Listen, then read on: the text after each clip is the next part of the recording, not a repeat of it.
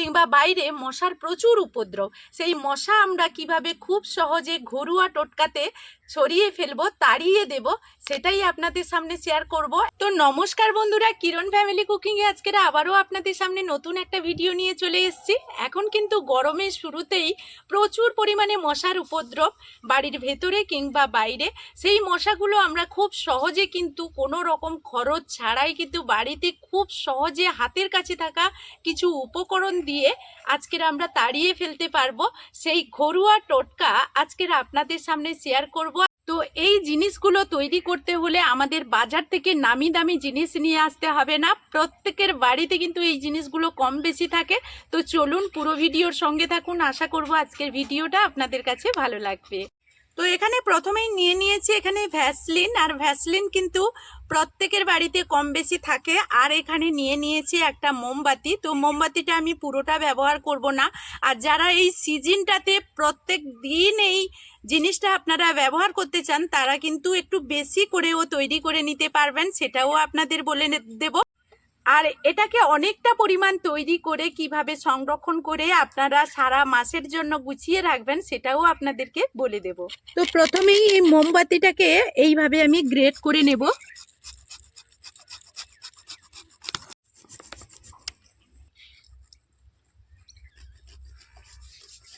তো আমি একটু বেশি পরিমাণও করে নেব বেশ কয়েকদিনের জন্য। তো আপনারা চাইলে কিন্তু সারা মাসের জন্যও করে নিতে পারেন, তখন কিন্তু উপকরণগুলো একটু বেশি পরিমাণ আপনারা নিয়ে নেবেন। এরপর মোমবাতিটা একটা চামচে করে আমি মাপ করে নেব, তাহলে উপকরণগুলো নিতে সুবিধা হবে। তো 2 চামচ, আমার এখানে প্রায় 3 চামচ মোমবাতি আছে। তো 3 চামচ মোমবাতির সঙ্গে আমি এখানে 3 চামচ সর্ষে তেল নিয়ে নেব। সর্ষের তেলটা একটু যদি বেশি কম হয়ে যায় কোনো অসুবিধে নেই। তো আমি এখানে একটা মোমবাতি নিয়ে নিচ্ছি, আপনারা চাইলে কিন্তু গ্যাসে কিংবা উনুনে এইটা মিশ্রণটাকে গরম করে নেবেন। তো এইভাবে একটু মোমবাতিটা আর সর্ষে তেলকে খুব ভালো করে গরম করে আমরা মোমবাতিটাকে গলিয়ে নেব।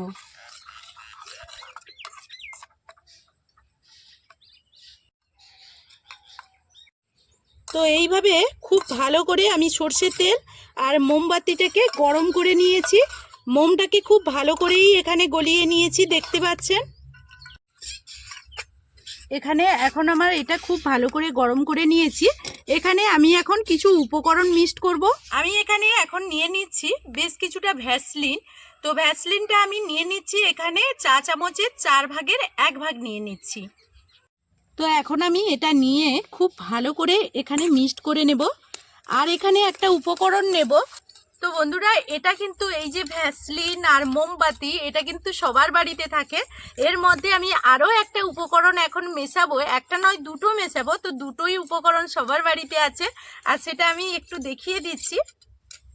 এখানে আমি নিয়ে নিচ্ছি বেশ কিছুটা বাম নিয়ে নিচ্ছি। তো যেগুলো আমরা মাথা যন্ত্রণার ক্ষেত্রে ব্যবহার করি, যে কোনো বাম নিলেই হবে। তো সেটা এখন এই রকম ঠিক এতটা পরিমাণ নিয়ে নিচ্ছি, নিয়ে এখানে মিক্সড করে নেব। তো খুব ভালো করে আমি এটাকে মিক্সড করে নিয়েছি। এখন আমি এটাকে এক সাইডে সরিয়ে রেখে দেব। এরপর আমি যেটা নেব সেটা হলো নিম পাতা। নিম পাতা প্রত্যেকের বাড়িতে আছে। তো আমি আজকের যেই উপকরণগুলো নিয়েছি সেটা মশা তাড়ানোর জন্য ভীষণ উপকারী জিনিসগুলো, আর তার মধ্যে নিচ্ছি নিম পাতা। এই নিম পাতাটাও আমি নিয়ে নেব, আর কতটা পরিমাণ নেব কেমনভাবে নেব সেটাও দেখিয়ে দিচ্ছি। তো আমি এখানে বেশ কিছুটা নিয়ে নিচ্ছি নিম পাতা।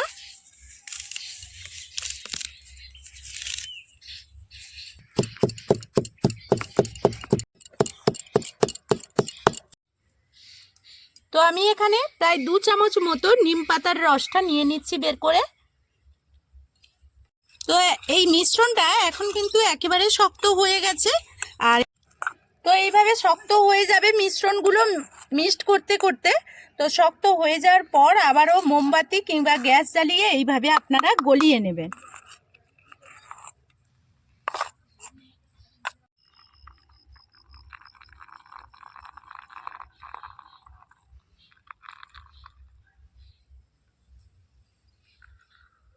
আর এখন দেখুন এটা পুরোপুরিভাবে গলিয়ে নিয়েছি।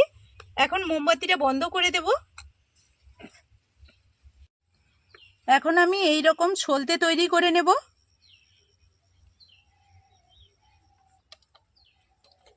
আর একটু বড় করে করছি কারণ অনেকক্ষণ পর্যন্ত জ্বলবে।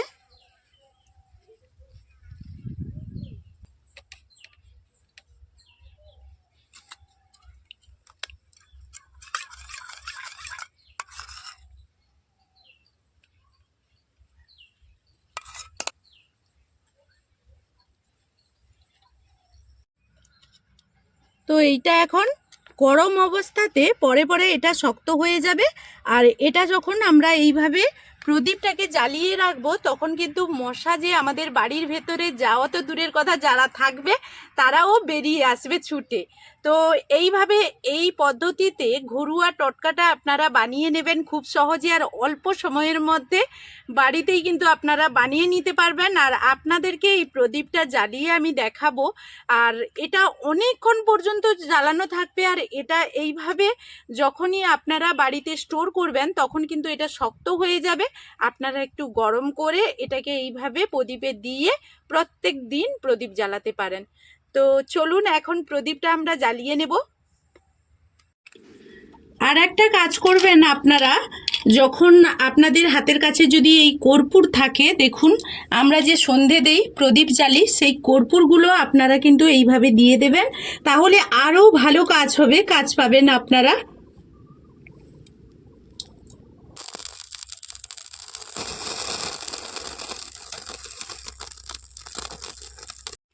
তো বন্ধুরা দেখতেই পেলেন, তো এইভাবে আমি প্রদীপটা জ্বালিয়ে নিলাম। আর এখন বাড়ির ভেতরে চলে যাব। যেই সব জায়গাগুলোতে মশা আছে, মানে যেখানে আমরা বসে থাকবো সেখানেই কিন্তু এই প্রদীপগুলো রেখে দেব। তো চলুন, এর থেকে কিন্তু আপনারা নামিয়ে রাখবেন। তো এইভাবে অনেকক্ষণ পর্যন্ত এইভাবে কিন্তু প্রদীপগুলো জ্বলবে, দেখুন। তো বন্ধুরা হাতে মাত্র 5 মিনিট টাইম থাকলেই কিন্তু এই ঘরোয়া টোটকাটা আপনারা তৈরি করে নিতে পারবেন।